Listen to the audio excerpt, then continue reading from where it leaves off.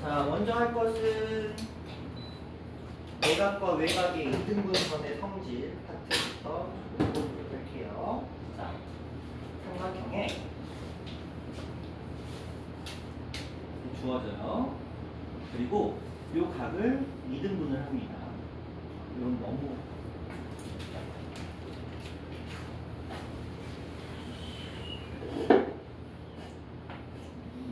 하고 이렇게 각이 이등분 됐다고 한번 전제를 깔아볼게요. 우리는 알고 있어요. 얘와 얘의 비가 얘와 얘의 비와 같다는 걸 너무 당연히 알고 있습니다. 그렇죠? 알고 있는 건 알고 있는 거고, 자, 왜 그런지도 어느 정도는 감을 잡으시는 게 좋아요. 왜냐하면 이 도형 파트라는 게 결국 무조건 이런 모양으로 나온다기보다는 어떤 여러 가지 도형이 섞여 있는 그림 안에 얘가 이제 숨어 들어가 있는 경우가 있거든요. 그럼 얘를 찾아내야 되는데, 찾아낼 방법 중에 그냥 온전하게 이 모양만 찾는 방법도 있고요.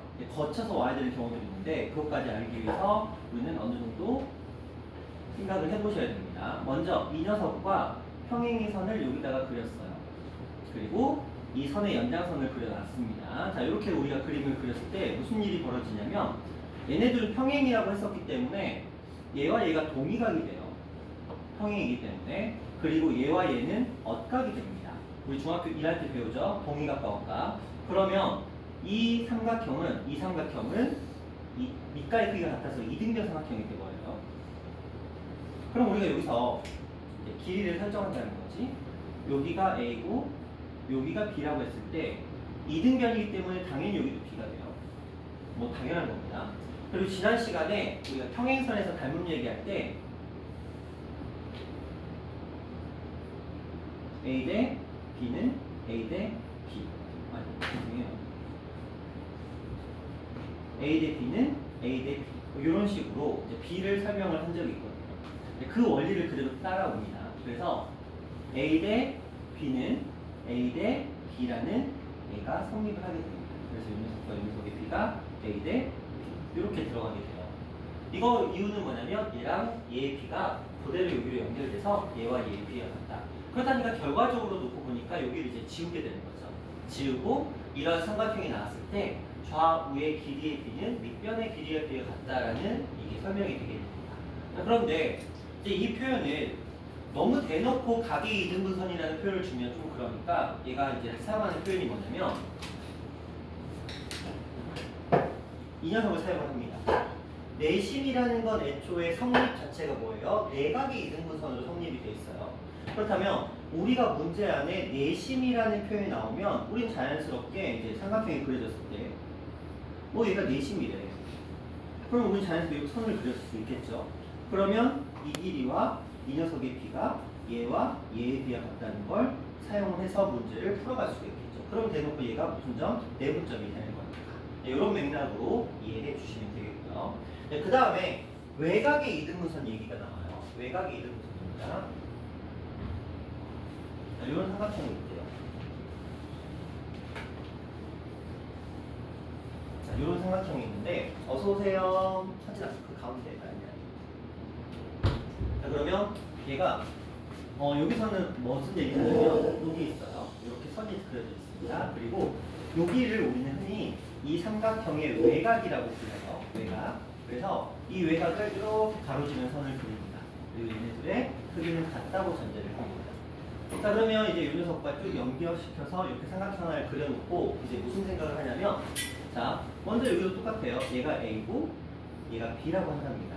그러면 이번에는 얘랑 평행한 선을 그릴 건데 좀 느낌이 다른 게 내각의 이등분선은 외부에다가 그림을 그린다면 외곽의 이등분선은 내부에다가 그림을 그리게 됩니다. 그래서 이 녀석과 평행한 선을 여기다가 그릴 거예요. 여기다가. 그래서 여기다가 평행한 선 하나를 이렇게 추가시킵니다. 이렇게. 그러면 마찬가지로 평행하기 때문에 얘랑 얘가 동의각이에요. 그리고 얘랑 얘랑 엇각이 되면서 여기서 일단 풀이가 또 들어갑니다. 밑각의 크기가 같으니까 얘네들은 이등변 삼각형이 돼요. 둘의 길이는 같아지겠죠. 자, 이 상태에서 이제 보세요. 자, 우리는 이 그림을 보는 겁니다. 이 그림이에요. 자, 이렇게 생겨먹은 그림을 보는 겁니다. 이 그림입니다. 이때 그냥 우린 다 알고 있어요. A 대 B는 A 대 B라는 거. 중학교 때 많이 했으니까. 맞죠? 그래서 요 그림에서도 A 대 B는 A 대 B라는 형태가 성립을 하게 됩니다. 그래서 이제 요 그림이 생각보다 까다로워요. 외곽의 이등분선이라는 특성도 그렇고요. 그 다음에 여기를 어떻게 쪼갤 것인가. 근데 결과론적으로 맨 처음에 있었던 그림만 딱 놓고 보면은 맨 처음에 있었던 그림이 뭐 이렇게 생겼었고요. 그 다음에 이렇게 생겨서 여기 외곽이 이렇게 딱 하는 이런 그림이거든요. 이런 식으로. 그럴 때 우리가 결과론만 놓고 보자면 자, A와 B가 A 대 B가 되는 뭐 이런 형태의 그림이 만들어지게 돼요. 뭐 애들은 그냥 장난식으로 약간 나이키 짭이라고 얘기를 하기도 해요. 그러니까 모양 자체가 약간 이런 느낌으로 되어 있잖아요. 그래서 이렇게 조금 기억을 해주셔야 돼요. 얘 대 얘는 얘 대 얘잖아요. 잘 나오진 않아요. 시험은 월등하게 얘가 압도적으로 많이 나옵니다. 거의 안 나옵니다. 거의 안 나온다는 건 어쩌다 한번 나오는데 어쩌다 한번 나오면 우르르 틀린다는 거예요. 왜? 익숙하지 않아. 얘는. 그래서 더더욱 기억하셔야 되는 부분이기도 해요. 자, 이게 우리가 내각의 이등분선과 외곽의 이등분선 자체가 이제 좀 추가되는 내용이었고요. 자, 거기에다가 하나를 추가를 요거 하나 추가시킬게요. 서로 평행한 녀석입니다. 자,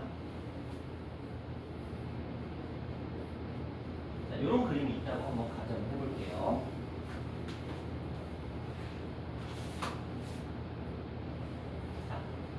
이제 문제들은 이제 이걸 보여드리지 않기 위해서 여기다 이제 선도 그리고 그 다음에 여기다가 연장선도 그리고 이렇게 하긴 할 거예요. 자, 일단 할 수 있는 것들 다 알려드릴게요. 자, 얘와 얘의 길이는 똑같습니다. 반드시 똑같습니다. 선생님이 왜 똑같아요? 길이의 비 때문에 그렇게 돼요. 자, 왜냐면 지금 우리가 요 그림에서 요 밑에 있는 그림 볼까요? 자, 여기서 B, C, D라는 삼각형과 A, C, D라는 삼각형에서 예를 들어 제가 여기를 A 대 B라고 한다면 여기도 A 대 B가 되고요. 여기도 A 대 B가 되고요. 여기도 A 대 B가 됩니다. 다 똑같습니다. 그렇다면 제가 이 녀석을 기준으로 잡았을 때 Q라고 할까요? 얘를 기준으로 잡았을 때 자, 이 녀석과 이 녀석은 동일한 비율을 따라갑니다. 뭐냐면 A 대 A 플러스 B가 Q가 되는 거고 얘랑 그래서 또 여기도 A 대 A 플러스 B가 얘랑 Q가 되기 때문에 이 둘의 B는 완벽하게 같습니다. 그래서 얘들의 길이는 같아지는 게 일단 첫 번째고요. 그 다음에 여러분들은 상황에 맞게 얘를 길이를 구하셔야 될 때가 있어요.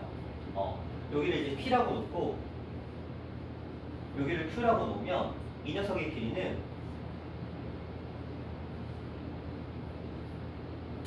합분의 곱의 형태를 띠게 됩니다. 이 두 길이의 합의 분모가 들어가고요. 이 두 길이의 곱의 형태가 분자로 들어가요. 이런 형태를 띠게 됩니다. 요거는 이제 중학교 2학년 때 나왔던 내용이고요. 뭐 외우시면 좋은데 뭐 못 외우시면 비율을 따라가시면 돼요. 어떻게 따라가느냐?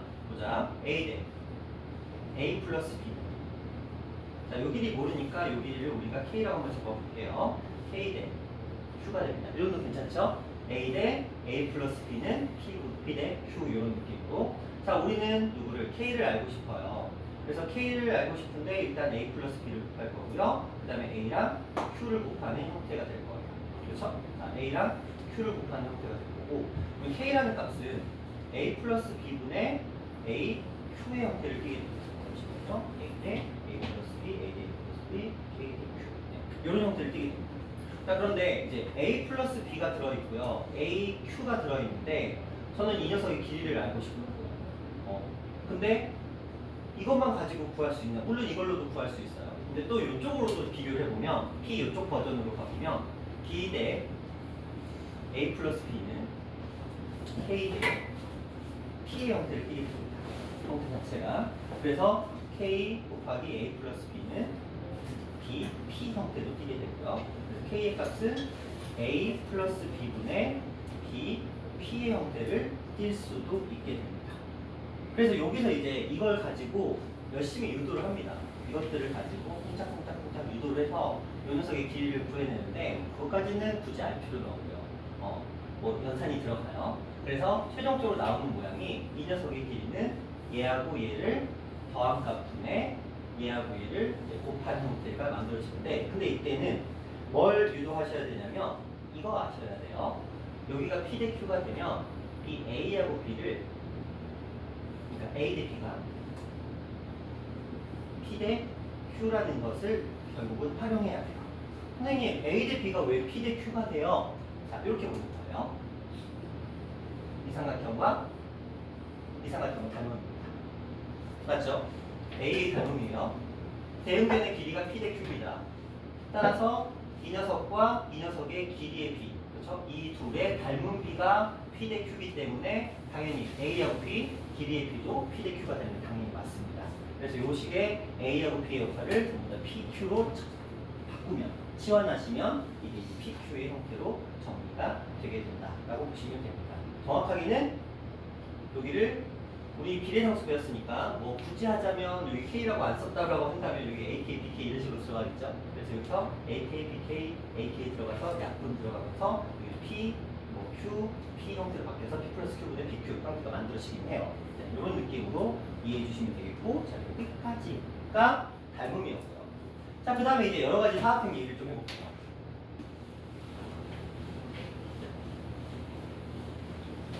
어떻게 보면 제가 여러분 시험 보기 전에 도형의 성질에 대해서 말씀드리는 마지막 기회일 수도 있어요. 자, 여러 가지 사각형은 기본적으로 사다리꼴에서부터 출발합니다. 평사가 되고요. 직사각형이 되고요. 마름모가 됩니다. 그리고 정사각형이 됩니다. 자, 이런 구조를 띠고 있는데 특성을 다 아셔야 돼요.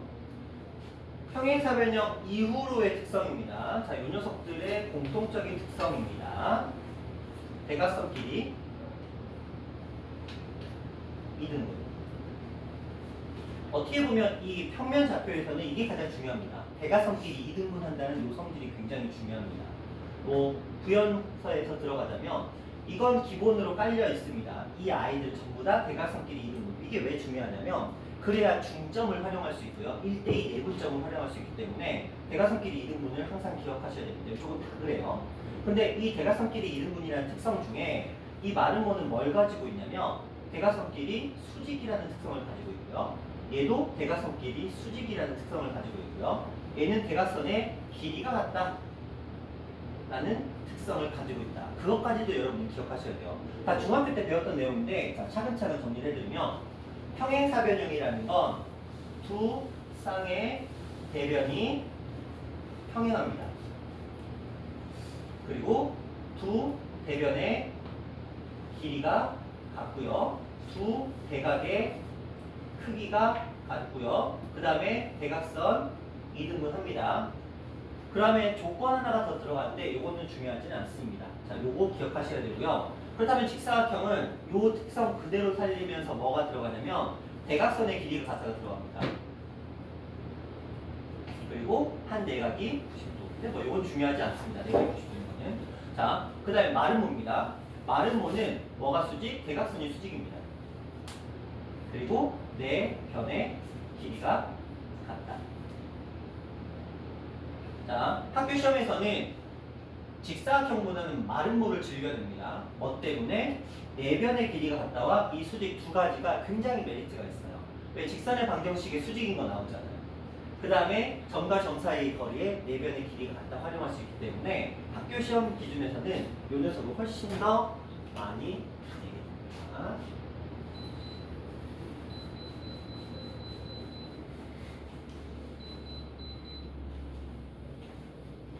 자, 기억하시고요. 그렇다면 정사각형은 뭐냐? 다 가져와 그냥. 너희가 생각하는 모든 성질이 다 들어있다라고 보시면 되겠고요. 자, 그렇다면 우리가 이제 마름모라는 녀석을 만나게 되면 어떤 생각을 하셔야 되냐? 뭐 형사도 마찬가지예요. 직사, 정사각형도 전부 다 마찬가지입니다. 우리가 문제 이런 식으로 주어집니다. 점 3개를 던져줘요. 이런 식으로 던져줍니다. 알파벳을 주는 경우가 있고요. 알파벳을 주지 않는 경우가 있어요. 자, 이렇게 3개의 점을 주어주고 그 다음에 한 점을 추가시킵니다. D라는 점이 있대요. P, Q라는 D라는 점이 있대요. 이 점이 점과 3개의 점으로 뭘 만든다고 얘기를 하냐면 보통 평사 아니면 마름모를 만든다고 얘기를 하게 됩니다. 그럼 무슨 말이냐면 평행사변형인 경우도 있지만 마름모인 경우도 있는데 풀이는 동일합니다. 자, 우리는 생각을 합니다. 이 아이를 평행사변형으로 만들 수 있을 만한 그림이 도대체 무엇이 있을까를 생각해냅니다. 평행사변형이 될 만한 그림이 도대체 뭐가 있을까? 자, 그러면 이렇게 생각합니다. 자, 선을 일단 그리세요. 이렇게 그려놓고 이제 그 다음 과정으로 넘어가게 됩니다. 그 다음 과정은 도대체 무엇일까? 이렇게 합니다. 얘랑 평행한 선 여기다 그릴 거고요. 얘랑 평행한 선 여기다 그릴 겁니다. 그 다음에 얘랑 평행한 선 여기다 그릴 겁니다. 특별히 어려운 건 없죠? 자, 이 세 변의 평행한 선 그리고 한 점을 지난 선을 그려봤습니다. 이러면 후보가 됩니다. 보시면 아시죠? 굳이 안 지워도 되겠죠? 되죠? 되죠? 됩니다. 제가 뭘 썼죠? 두 쌍의 대변이 평행하다는 성질을 사용해서 그려냈습니다. 애초에 얘가 마름모냐 평사는 문제가 결정할 거예요. 얘네들의 길이를 같게 주면 마름모 주겠지. 아니면 얘네들의 길이가 다르면 평사 줄 거야. 근데 직사각형을 안 줘요. 이런 데다가 직사각형 그림이 너무 뻔하잖아요. 자, 그러면 이제 우리는 후보를 정합니다. 세 개가 나왔습니다. 만약에 시험 문제가 이 세 점을 그냥 단순하게 좌표만 던져줬어. 그러면 이 세 개가 전부 다 답이 돼요. 다 구하셔야 돼요. 근데 만약에 문제가 알파벳을 줬다. A, B, C 이렇게 줬다. 그럼 무조건 얘가 답이에요. 이유는 아실 거예요. 우리가 초등학교 때부터 도형을 그려오면서 원칙이 있습니다. 도형이 이렇게 주어져 있습니다. 여기가 A고 여기가 B면 여기를 C로 하는 건 불가능합니다. 무조건 한쪽 방향으로 돌려야 돼요. 만약에 A, B 갔으면 C, D 가야 되고요. 만약에 B가 저쪽으로 갔어. 상관없어요. 시계 방향이냐 반대 방향이냐는 이거 따지는 건 의미가 없습니다. 왜? 도형 뒤집으면 바뀌니까. 그래서 시계 반대 방향, 시계 방향은 중요하지 않고요. 한쪽 방향으로만 돌기만 하면 됩니다. 그래서 A, B, C가 주어지면 당연히 얘가 D가 되는 거야. 그러니까 A, B, C가 주어지면 얘가 무조건 답인 거예요. 얘네들은 애초에 답이 될 자격이 없습니다. 근데 이걸 이제 말장난을 합니다. A, B, C를 던져준 다음에 평행사변형이 만들어지는 D의 좌표를 모두 구하시오. 그리고 그들의 X좌표와 Y좌표의 합을 구하시고 이런 식으로 얘기합니다. 그럼 이제 생각하겠지. 세 개의 좌표가 있었네. 모두 구하라고 하니까 답은 세 개겠지. 하고 좌표 싹 쓰고 더해서 끝내버립니다. 그쵸? 아니면 단답형으로 내기도 하죠. 왜냐면 객관식은 너무 답이 보이니까. 그런 식으로 하는데 알파벳이 주어지면 무조건 답은 하나예요. 모두 구하라고 하던 아니면 그냥 구하라고 하던 알파벳이 주어지면 무조건 답은 하나라는 거 정도 기억해 주셔야 되고요. 그렇다면 대각선끼리 이등분한다는 건 도대체 어떻게 활용을 하느냐? 이런 거예요. 삼각형이 주어졌잖아요. 그럼 이런 겁니다. 이렇게 선을 그렸을 때 애초에 이렇게만 주어진 상태예요. 그렇죠? 그럼 제가 요들의 중점들이 있을 거예요. 맞죠? 중점들이 있을 거거든요. 그럼 여러분 이 길이와 이 길이가 어떻다? 같다. 맞죠? 이렇게 있습니다. 이 길이와 이 길이가 어떻다? 같다. 자, 이렇게 있습니다. 이 길이와 이 길이가 어떻다? 같다. 그냥 그렇게 구하시면 되는 거예요. 무슨 말인지 아시겠죠? 복잡하게 구할 필요 없이 마주보는 대변에 중점 찍고 길이와 길이가 같도록 세팅하시면 끝납니다.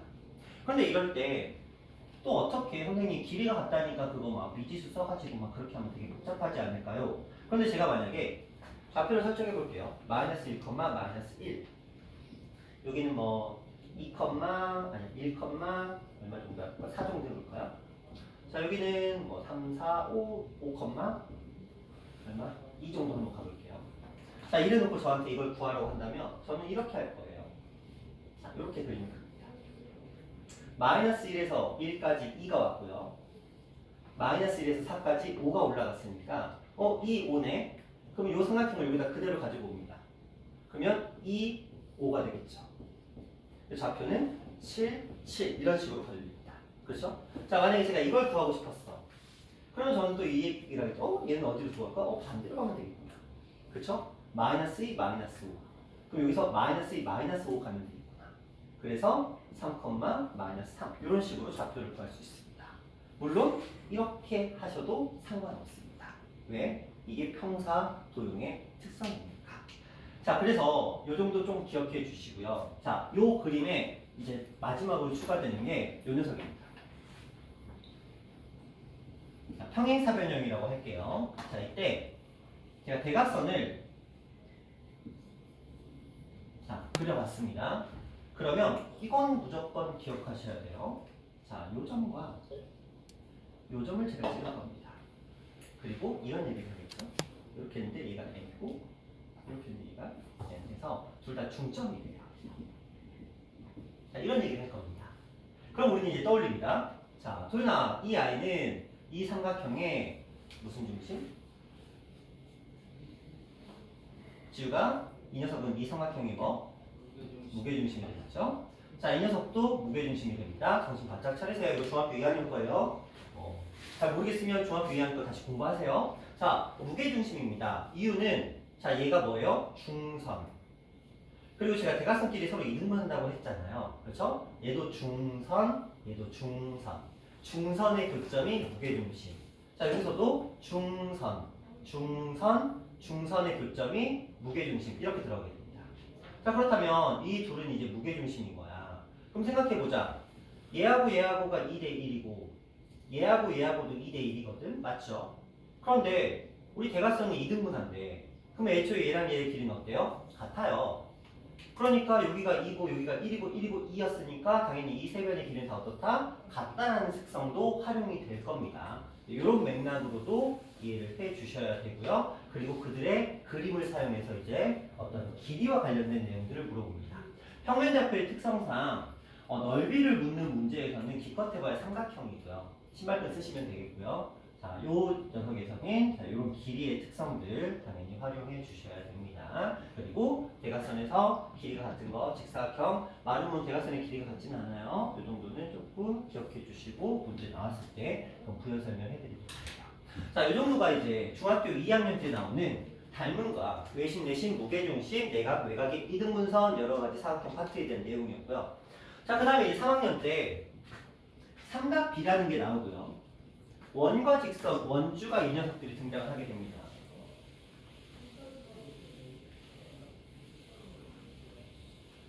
그럼 우리는 이제 그런 것들을 가지고도 이제 문제를 풀어낼 수가 있는데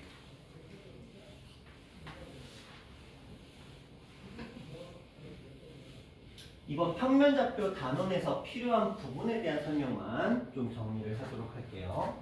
평면좌표 파트에서는 삼각비는 거의 나오지 않습니다. 삼각비가 등장하는 건 직선의 방정식과 원과 직선 도형의 이동 파트에서 삼각비가 등장하고요. 본격적으로. 평면좌표에서는 어느 정도만 알면 되나요? 그러면 딱 원과 접선의 특성 정도만 알고 들어가셔도 크게 문제는 없습니다. 자, 원을 볼까요? 원은 어떤 특성이 있느냐? 접선이 그려집니다. 인지간에.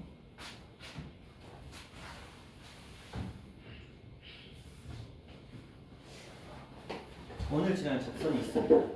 여러분들은 이 접선을 만나는 순간 어떤 생각을 하셔야 되냐면 중심에서 무조건 수선을 그린다. 이거는 본능입니다. 무조건적으로 반사적으로 하셔야 되는 행동이에요. 그게 쓰일지 안 쓸지 모르지만 무조건 합니다.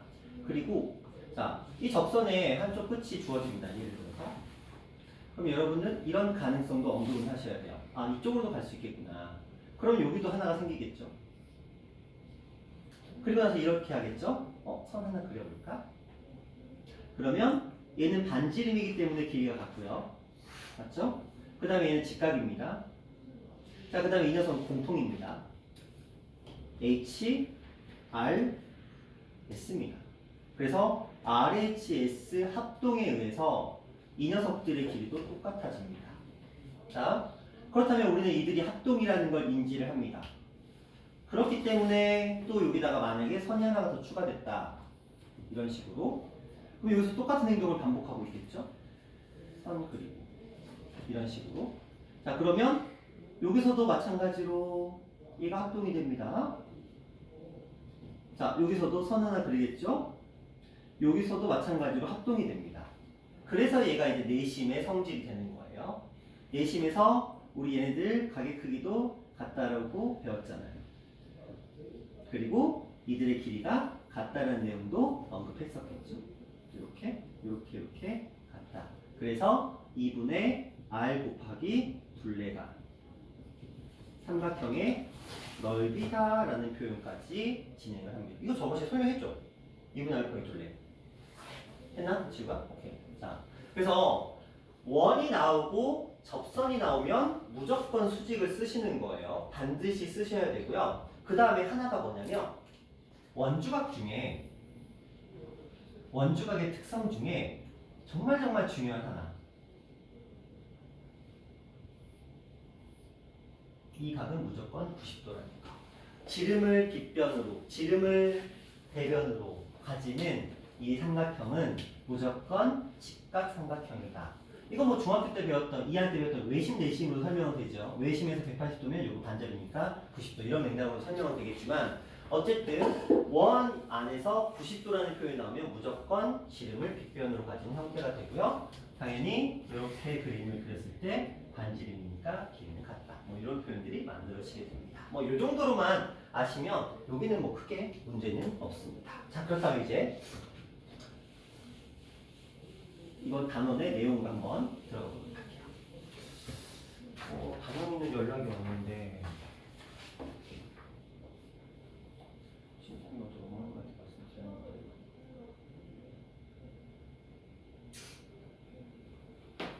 일단 연락이 있습니다. 자, 이런 얘기를 해볼게요.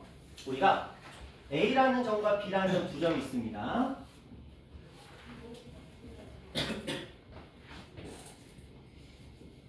자, 두 점 사이의 거리를 구할 때 우리는 어떤 원리를 사용하냐면 여기에 A, B라는 점이 있고요. 여기에 C, D라는 점이 있다고 한번 생각해 봅시다. 우린 두 점 사이의 거리를 구하고 싶어요. 그러면 반드시 중학교 때 배웠던 피타고라스의 정리를 사용합니다. 자, 이렇게 그림을 그리죠. 그럼 우린 다 알아요. 이게 X좌표이기 때문에 이 길이가 C에서 A를 뺀 값이라는 거. 자, 요 길이가 D에서 B를 뺀 값이라는 거 너무 잘 알고 있습니다. 이 정도는 우리 충분히 다 알잖아요.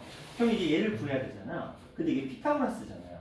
그래서 거리 D를 구하기 위해서는 C에서 A를 뺀 값도 제곱해주고 D에서 B를 뺀 값도 제곱해줘서 루트를 씌워주면 그게 거리가 됩니다. 이게 두 점 사이의 거리를 구하는 방법인데 일반적으로 좌표를 x1, y1, x2, y2로 주다 보니까 요 식이 x2-x1의 제곱 그리고 y2-y1의 제곱의 형태를 띠고 있더라라고 생각해 주시면 됩니다. 자, 그렇다면 여기에 중요한 표현 하나가 등장을 합니다. 우리가 문제를 풀다 보면 종종 이런 아이들이 등장합니다. 갑자기 이런 표현이 들어옵니다.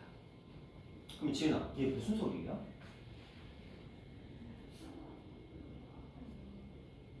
딱 문제 안에 이게 들어왔어. 그럼 이걸 딱 보는 순간 너는 저거구나 라고 생각해야 돼. 저게 뭐야?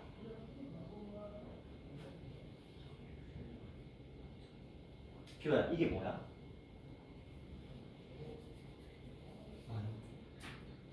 하진아, 이게 뭐예요?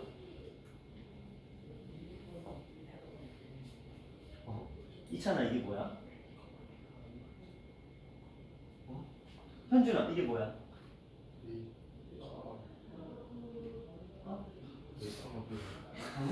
야, 넌 알아야지.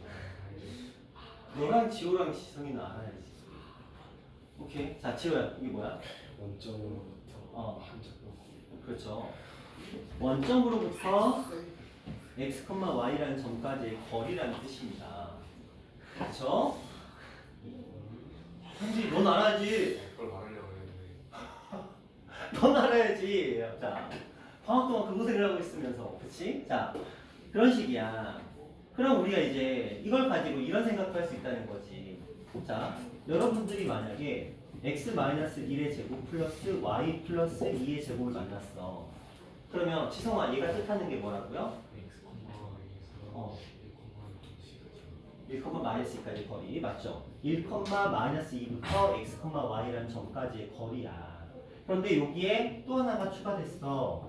자, x 플러스 3 제곱 플러스 x 마이너스 4의 제곱 이런 게 추가됐어.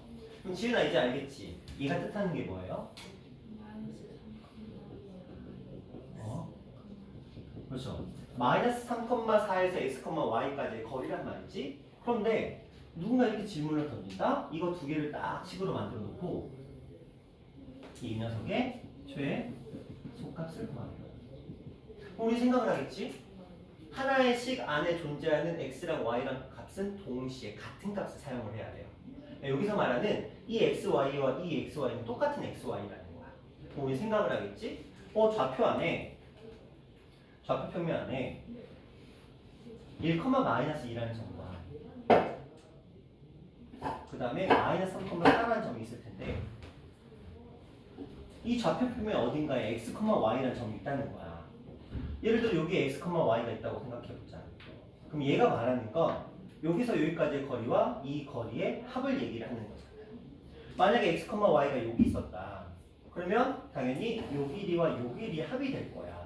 근데 얘가 언급하고 있거든요. 최소값이라는 단어를 언급했어. 그럼 우리는 뭐를 지르는 거지? 그렇죠. 아, 얘네들 한번 연결해보자. 그리고 나서 그냥 내 맘대로 야 여기 x, y가 있어라고 해버리자.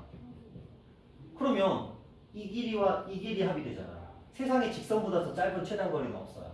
그렇죠?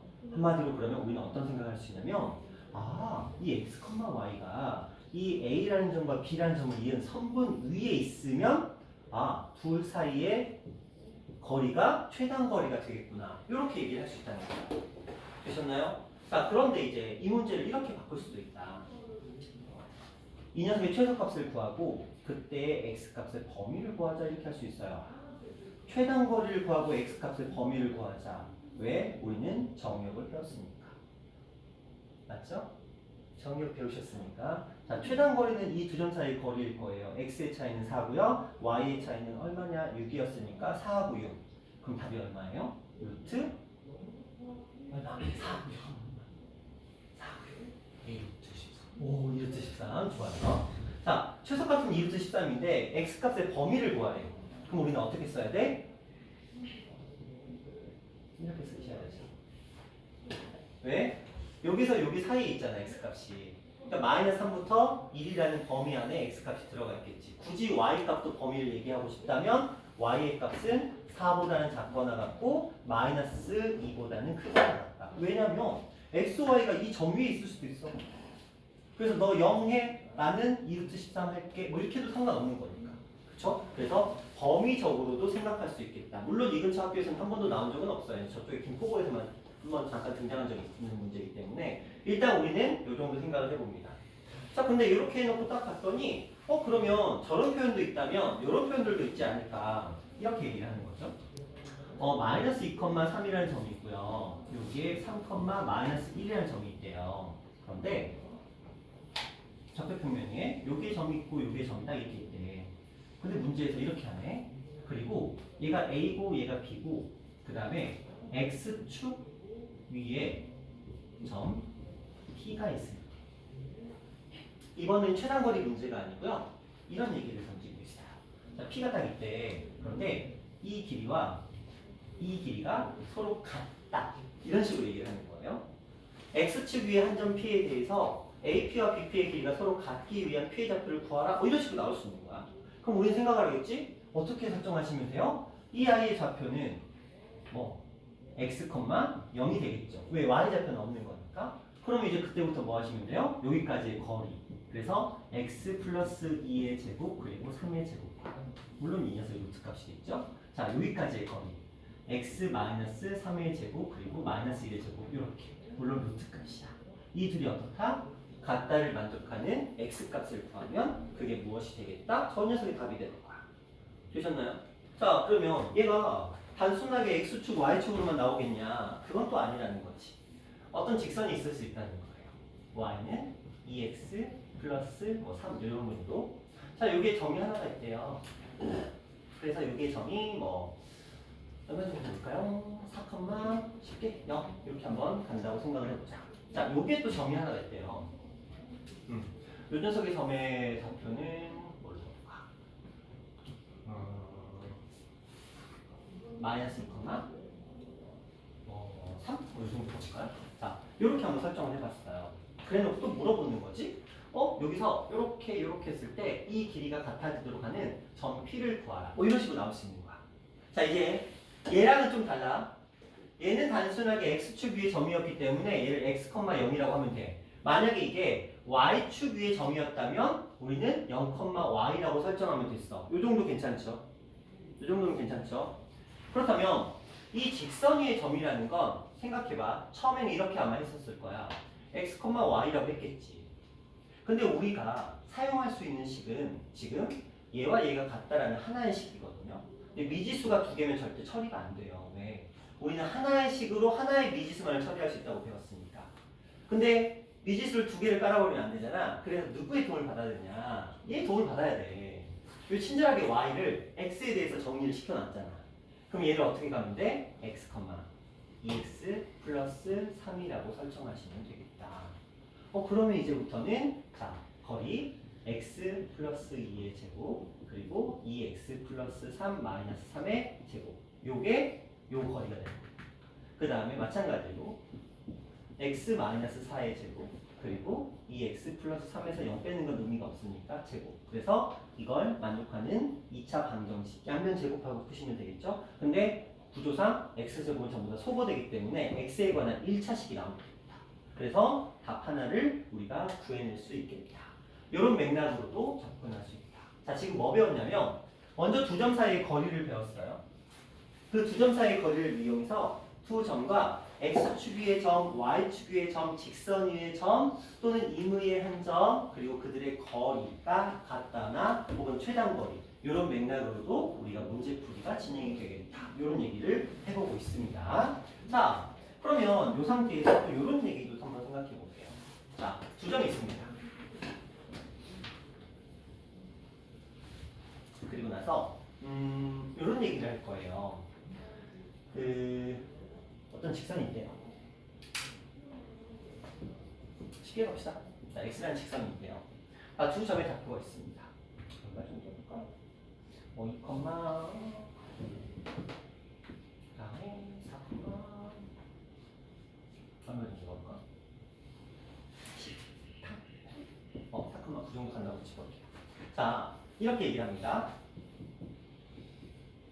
그 다음에 요 위에 한 점 P가 있대요. 이런 질문을 던집니다. 자, AP와 BP의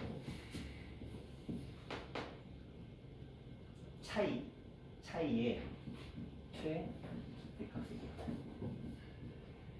자, 이런 얘기를 해봅시다. AP와 BP의 차이의 최대값 이런 얘기를 해볼게요. AP, BP, BP, BP 이 두 길이의 차이. 솔직히 최소값은 의미가 없어요. 왜? 최소값은 제로이기 때문에. 왜? 그냥 여기 서로 같아지도록 그냥 길이 그리면 그냥 끝나는 거니까. 자, 최대값을 구하래. 차이가 최대한 벌어질 수 있도록 하는 값을 구하는 거예요. 그럼 생각해보자. 얘가 이쪽으로 가잖아요. 차이는 벌어져요. 그렇죠? 왜냐면 어떤 시점에서 지금 차이가 0일 때가 있을 거거든요. 0인 시점이 있을 거야. 거기서 얘가 점이 이쪽으로 이동하게 되면 자, 이렇게 되기 때문에 차이는 점점 벌어집니다. 근데 이쪽으로 가도 차이는 점점 벌어집니다. 그런데 이거 그리다 보면 자, 이들을 쭉 연장시켜 봤어요. 그랬을 때 이 길이와 이 길이의 차이는 요만큼의 거리가 됩니다. 맞죠? 근데 여기서 얘가 좀 더 같다고 생각해 보죠. 더 가면 얘가 이렇게 갈 거고 얘가 여기 사이를 비집고 이렇게 들어올 거거든요. 그렇죠? 둘의 차이가 길어질까요? 짧아질까요? 짧아져요. 뒤로 갈수록 제가 그림 잘못 그렸어요? 반대로 그렸어요. 얘가 바깥쪽으로 나왔어야 돼요. 그림 잘못 그렸어? 얘 위쪽으로 가야 돼. 억지로 그리다 보니까 이렇게 가야 돼. 그러면 자, 요 둘 사이의 거리의 이렇게 되죠? 이 둘 사이의 거리의 차이는 점점 뭐 하게 돼요? 줄어들게 돼요. 자, 그렇기 때문에 제가 드리고자 하는 말씀은 뭐냐면 하나의 약간 팁 같은 건데 이 평면좌표에서 거리에 관련돼서 최대값이 됐던 최소값이 됐던을 물어보는 경우도 종종 있잖아요. 최대값 혹은 최소값을 물어보는 경우가 있어요. 그럼 여러분들은 이게 도대체 무슨 말인지 1도 모르겠잖아요. 그럼 그냥 두 점 사이의 거리 구하면 그게 답이 될 확률이 극도로 높습니다. 자, 생각해봐. 우리 아까 요거 얘기할 때 그냥 두 점 사이의 거리가 답이었어요. 맞죠? 자, 요거 얘기할 때 결국 이 녀석들의 최대값은 이 두 점 사이의 거리가 최대값이에요. 그렇죠? 그런 맥락으로 내가 충분히 풀 수 있는 문제가 아니고 말을 엄청 꼬아놓을 거거든요. 굉장히 복잡하게 해놓을 거야. 막 누가 누구를 빼고 뭐 그들의 뭐 최소값, 절대값 씌워놓고 막 별짓 다 할 거거든요. 그러면 물론 내가 정확하게 그 아이를 이해하고 풀면 좋지. 그게 가장 좋은 그림인데 만약에 이도저도 모르겠다. 시간도 없어 죽겠는데 나 머리 쓸 여력도 없고 시험이라는 그 특성 때문에 스트레스가 엄청 쌓인다. 보이지도 않는다. 생각도 안 난다. 그러면 이런 문제 나오잖아요. 그냥 두 점 사이 거리 구하세요. 웬만하면 답이 됩니다. 실제로 그렇게 돼요. 그러다 보니까 두 점의 좌표가 주어지고 차차차 해갖고 뭐 어쩌고저쩌고 피 해가지고 어쩌고저쩌고 한데 그러면은 그냥 두 점 사이 거리 구하면 그게 답이 되는 경우가 굉장히 많습니다. 그 정도 느낌 조금 살려놓으시면 좋을 것 같다. 자, 되셨나요? 여기까지? 자, 그러면 이제 점과 점 사이의 거리에 대한 얘기는 했으니까 이제 본격적으로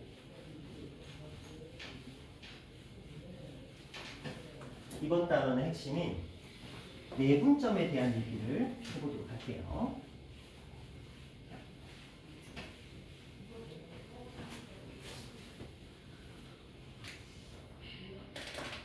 자, 두 점이 있습니다.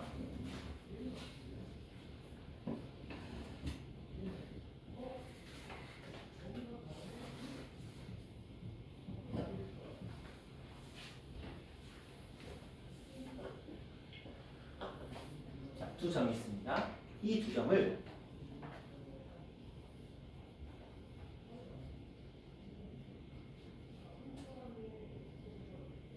m 대 n으로 내분한다는 말을 써요. 그러니까 이 거리를 m 대 n으로 비례배분의 말이거든요. 우리 초등학교 때 비례배분 많이 배웠잖아요.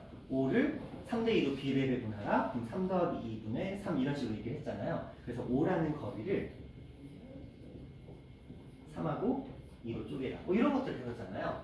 그것처럼 이 내분점이라는 말은 뭐냐면 두 개의 선분 A랑 B라는 선분 A, B를 M 대 N으로 A에서부터의 거리가 N이고요. B에서부터의 거리가 N이 되도록 M 대 N으로 이건 뭐하다? 내부에서 B를 배분하고 있는 점이기 때문에 내분점이라고 얘기를 하는 거예요. 내분점이라고 부릅니다.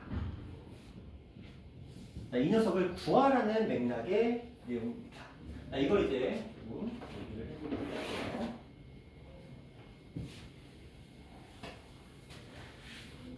자, 이게 공식만 딱 놓고 보자면 답은 정해져 있습니다. 저 내분하는 점 P의 좌표는 M과 N을 그대로 분모에다가 더해주시고요. M에다가 반대쪽 거 곱해주시고요. N에다가 반대쪽 거 곱해주시면 됩니다. 이게 X좌표고요. Y좌표 또한 2를 더하고, 근데 더한다는 개념은 뭐 때문이냐면 이게 비례배분을 쓰는 거예요. 그러니까 우리 비례배분할 때를 떠올려 보시면 돼요. 비례배분할 때 3대 2 그럼 분모에 3하고 2를 더한 것 중에 얼마 이렇게 썼잖아요. 그 맥락이라고 보시면 돼요. 그래서 M, Y, 1, N, Y, 2 죄송해요. 아니야. 자, 이렇게 해서 X, Y 좌표를 구하게 되는데, 자, 그렇다면 저 X하고 Y 좌표를 구하는 저 식은 도대체 뭐 하나가 튀어나왔을까? 어찌어찌해서 나오게 됐을까를 한번 얘기를 해보려고 해요. 자, 지금부터 지호가 설명을 할 거야. 어떻게 갈까?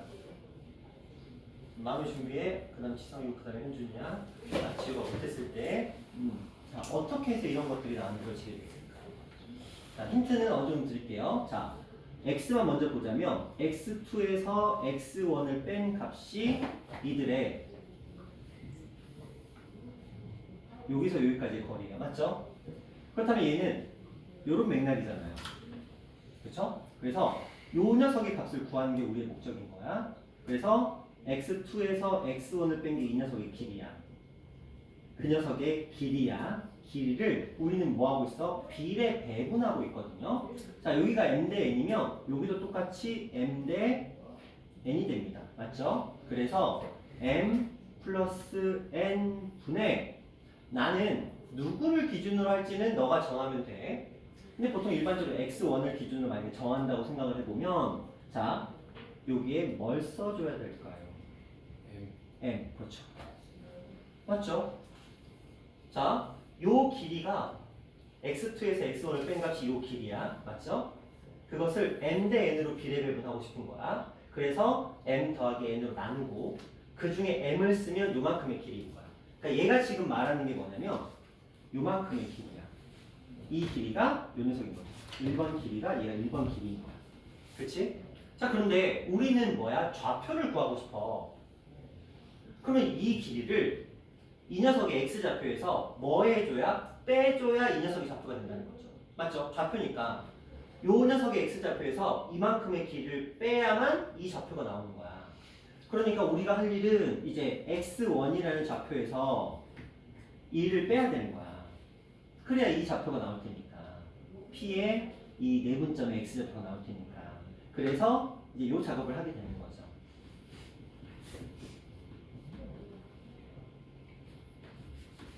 자, 그런데 이거 분수 형태거든요. 그래서 통분할 거예요. 그럼 얘가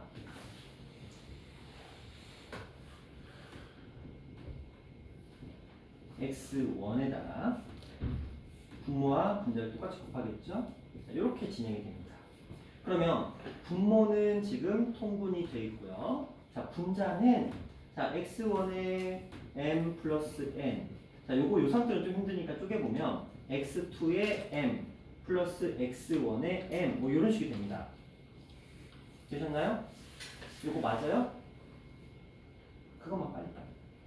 맞아요, 틀려요?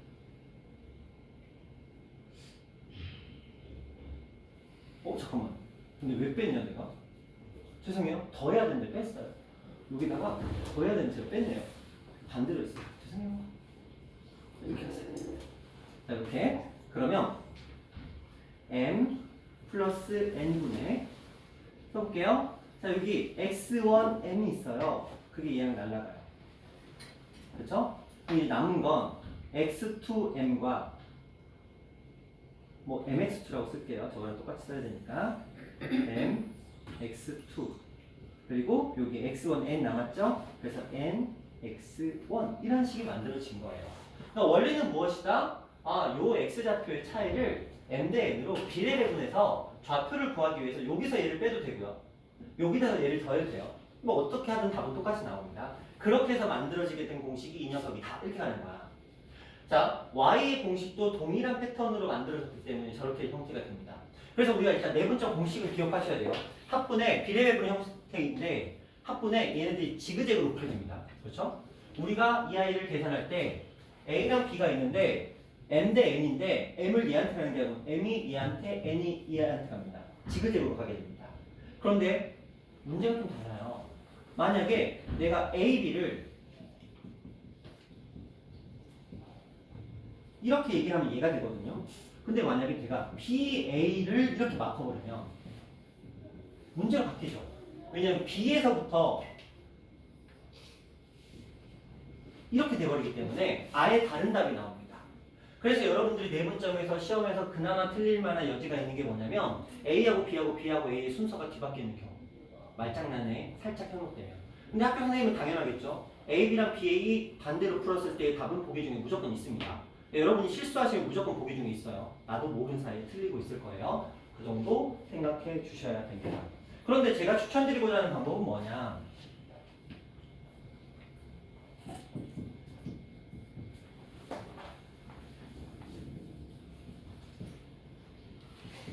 자, 뭐 이런 녀석이 있다고 한번 가정을 해볼게요. 그리고 나서 얘를 뭐 3대2로 내분한다 라는 형태가 만들어집니다. 그럼 우리는 이제 계산을 하겠죠. 3대2, 맞다. 3하고 2를 더하겠어. 그리고 3에다가 2를 곱하고 3, 8에 24, 그 다음에 2에다가 마이너스 1을 곱해. 마이너스 4. 그래서 5분의 20이야. 그래서 답은 4래요. 충분히 좋습니다. 충분히 좋습니다. 그런데 요거조차도 사치라고 느껴지는 학생들도 있을 수 있어요. 왜냐면 얘하고 얘 차이가 지금 10이 난다는 게 바로 눈에 보이거든요. 그럼 10이니까 얘는 얼마를 더하는데요? 플러스 6을 플러스 4를 더해주면 된다는 겁니다. 제 X좌표 기준에서는. 그러니까 여기다가 바로 6 더해서 4, 컴마 만들고요. 그 다음에 요 녀석의 기준으로 봤을 때 3에서부터 마이너스 2입니다. 못 떨어져 있죠? 그러면 3만큼 떨어뜨리면 되겠구나. 그래서 0. 이렇게 가는 것도 방법입니다. 이게 이제 여러분이 이거 안 그리고 그냥 문장으로 쫙 나와 있는 거 보고 그냥 단순하게 그 좌표의 값만 구할 때는 이게 낫죠. 굳이 그림 안 그려주니까. 근데 우리가 문제를 풀다 보면은 이게 어쩔 수 없이 필연적으로 이 도형을 동반할 수밖에 없어요. 여기에 이런 식으로 그래프가 주어지죠. 이런 식으로. 자, 이렇게 A라는 점과 B라는 점을 만들어 놓고 그 자리에 네모점 하나를 만들어 버린대요. 그렇죠? 몇 대 몇으로 네모점 만들었다. 그리고 여기서 딱 선을 그린다. 그리고 여기를 넓이를 A, 여기를 B라고 했을 때 이것들 가지고 어떤 연산하는 문제를 낼 수 있어요. 왜냐면 밑변의 길이에 비해 넓이의 비가 같으니까. 그 맥락으로 문제를 풀 때는 여기의 좌표와 여기의 좌표를 그냥 직관적으로 이렇게 X좌표끼리 차 이런 식으로 접근해도 상관은 없다. 그렇죠? 자, 요게 이제 내분점과 관련된 문제였습니다. 내분점의 공식은 필수적으로 기억하시고 내분점을 구하는 저 방법을 잊어버렸다. 그냥 시험 던지시면 돼요. 그렇죠? 거의 기본 중에 기본 수준이기 때문에 거의 전부 학교 시험으로 따지면 한 3점 몇 짜리 문제예요. 그렇죠? 이걸 던진다. 이 공식을 까먹는다. 그냥 시험 던지는 거랑 똑같은 상태입니다. 내분점 반드시 기억해 주시고. 자, 그 다음에 외분점이라는 녀석이 나와요. 교과서에는 없습니다. 누누이 말씀드리지만 교과서에는 없어요. 교육과정에서 사라졌어요. 근데 시험에 나와. 단지 외분점이라는 용어만 지우고 나와. 자, 이런 얘기입니다. 성분. 자, A가 있고요. A라는 점이 뭐라고 할까요? X1 만드는 거죠. 그리고 B라는 점이 X2와 같아요. 근데 이런 얘기예요. A, P, 대 B, P가 2대 1. 이게 무슨 말이냐? 여기 A라는 점이 있대요. B라는 점이 있대요. 근데 AP 대 BP가 2대 1이래. 그럼 우리는 어떤 생각을 하죠? 네. 쉽게 가자. Y좌표는 없애고 수직선으로 넣어볼게요. 일단 첫 번째는. 그러면 자, 수직선 위에 AB라는 점이 있거든요. 이렇게 하겠죠. AP, BP가 2대 1이래. 그럼 우리는 자연스럽게 A에서 B까지 2대 1, 2대 1 이걸 떠올린단 말이에요. 너무 당연한 얘기야. 근데 이 숫자의 의미가 맞아요. A에서 P까지 2고 B에서 P까지 1이기만 하면 무조건 된대. 그러면 얘가 이렇게 관련다. 그쵸? 이 점은 P에서 1, A에서 이만큼 떨어지는 거 맞거든요. 그렇죠? 근데 이게 시험 문제 실제 작년에 나왔다니까? 근데 우리가 만약에 내분점만 가지고 푼다라고 한다면 이건 떠올릴 수가 없는 개념이에요. 그렇죠? 이걸 어떻게 떠올려? 왜? 머릿속에 교육과정에 내분점만 있었으니까 내분점만 나올 거야. 이 녀석이 나왔네? 내분점밖에 없을 거야. 띡 해놓고. 근데 문제는 이게 단답형이었다는 거지. 작년에 나왔을 때. 그렇죠? 그러면 우리는 얘까지 구했어야 돼. 근데 내분점만 생각하면 얘밖에 못 구한다는 거지? 분명히 여기서는 외분점이라는 용어는 언급하지 않았어. 그치? 그냥 이런 맥락인 거야. 외분점이라는 용어는 안 쓰는데 외분점의 원리는 쓴다는 거야. 그럼 어떻게 해? 풀어야지. 높아시. 작년에도 그랬지. 교과에서 빠졌으니까 안 나오려나? 근데 이제 학교 선생님들은 습성이 있기 때문에 반성의 법칙이 있어. 유지하려는 게 있어. 그러니까 자기 머릿속에 있는 그러니까 시험 기출 내던 습성을 유지하려는 경향이 있어요. 그래서 선생님들은 교육과정의 변화에 예민하지 않습니다. 무슨 말이냐? 한 6년 전에 교육과정에 사라진 문제를 6년 뒤에 내기도 해요. 왜? 그냥 내고 싶으면 내는 거야. 그죠? 단지 용어만 안 쓰면 돼. 자, 그러면 얘도 풀 수 있어야 되거든, 우리가. 그럼 얘는 도대체 어떻게 풀어야 되느냐? 근데 쉬워요. 여기서 외분점이라는 건 기본적으로 공식은 이러합니다.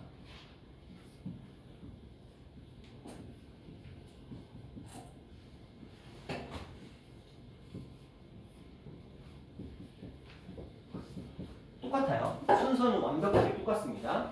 현준아 뭐만 바꾸면 돼? 뭐만 바꾸면 돼? 외분점 구할 때. 그거 뭐? 시-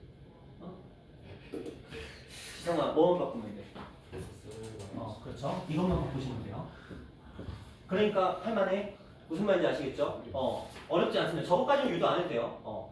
일단은 기본적으로 내분점은 플러스인데 외분점은 마이너스로 바뀝니다. 순서가 그대로예요. 다 똑같습니다. 단지 부호만 마이너스로 바꿔주시면 문제가 풀립니다.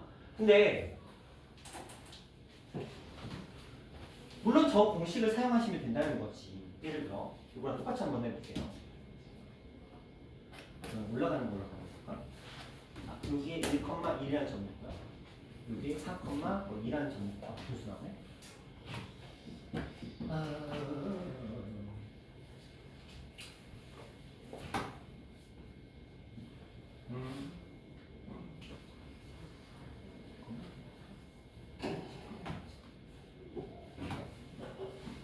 이런 점이 있다고 한번 가정을 해볼게요. 그리고 나서 이 똑같은 걸 한번 그대로 적용시켜 볼게요. 얘가 A고요. 얘가 B라고 한답니다. 그럼 우리는 먼저 생각하겠죠? 이들 사이에 2대 1만큼의 B를 가진 녀석이 있을 거야. 일단 이게 첫 번째. 외분점이라는 건 어떤 의미냐면 이 선분, 이 내부에 있지 않고 바깥쪽에 있다는 얘기예요. 그래서 외분점이라고 얘기를 하거든요. 근데 이 생각해봐. 이쪽 아니면 이쪽이야. 외부니까. 근데 이쪽에 있으면 이 길이랑 이 길이를 비교할 때 2대 1이라는 게 당연히 안 나오죠. 여기서 더 멀리가 없잖아. 그러니까 항상 숫자가 작은 쪽 옆에 생기면 돼요. 그러면 이쪽에 생길 거거든요. 쭉 해서 여기에 P가 생기면 돼. 그러니까 얘가 P1, 얘가 P2인 거지. 그치? 자, 그럼 이제 보자. 얘 같은 경우는 당연히 공식 써도 되죠. 우리가 뭐 그렇게 어렵지 않으니까 3분의 2에다가 얘를 곱하고 1에다가 얘를 곱해서 이렇게 떨어지면 돼. 그쵸? 맞나요? 아닌데? 2대 2였지? 2대 1. 맞는데? 어디? 1이지. 그치. 2 곱하기 2라고 썼네. 자, 이렇게 들어가요. 자, 그 다음에 y좌표도 3분의 요거 해서 만들어내면 되겠죠? 2에다가 4를 곱하고 그 다음에 1에다가 1을 곱했으니까 플러스 1. 그래서 얘는 7,3 이렇게 가시면 돼요. 자, 그럼 얘는 어떻게 가냐? 저 공식 그대로 갑니다. 자, 볼게요. 2에서 1 뺐어요. 1이죠. 2에다가 얘를 곱하는 거 똑같습니다. 2에다가 얘를 곱합니다. 이렇게 되겠죠? 그리고 1에다가 얘를 곱하는 건 똑같아요. 단지 빼기만 하시면 돼요. 여기도 8에서 빼기만 하시면 됩니다. 됐죠? 그럼 좌표를 볼까요? 19,7 나옵니다. 공식은 되게 단순해요. 똑같은 패턴인데 플러스만 마이너스 바꾸면 되거든요. 그러면 얘가 진짜 이런 좌표가 나오는지 한번 보자. 우리는 알고 있어. 이 길이와 이 길이가 어떻다는 걸? 같다는 걸. 자, 1에서 10 갔어. 9 커졌네. 10에서 9 커지면 얼마? 19. 1에서 4까지 3 커졌네. 4에서 3 커지면 얼마? 7. 이렇게 간다는 거지. 자, 이쪽도 한번 볼까요? 그래서 외분점을 필요로 할 때는 공식 쓰는 것보다는 건너뛰는 게 훨씬 편해요. 제가 어떻게 했죠? 9 더하고 9 더했죠? 3 더하고 3 더했죠? 공식보다 이게 건너뛰는 게 훨씬 더 수월합니다. 외분점을 구할 때는. 내분점을 구할 때는 공식이 쏠쏠해요. 내분점을 구할 때는. 근데 외분점을 구할 때는 공식보다는 이렇게 건너뛰는 게 훨씬 더 쏠쏠하다. 근데 뭘 쓰든 상관없어요. 여러분이 편한 방식으로 접근해 주시면 되겠다. 그래서 우리가 일단 기본적으로 이 내분점과 외분점을 이제 능숙하게 다루셔야 돼요. 이 내분점과 외분점은 단순하게 이 단원에서만 등장하는 게 아니고요. 직선의 방정식, 원의 방정식, 도형의 이동에 계속 들어옵니다. 근데 이게 언제까지 나와요? 고3까지 나와요. 내분점, 외분점이라는 내용이 고3까지 들어오기 때문에 알고 계셔야 되고요. 이제 여기 중에서 이 내분점 중에서 엄청 쉬운 게 하나가 있어요.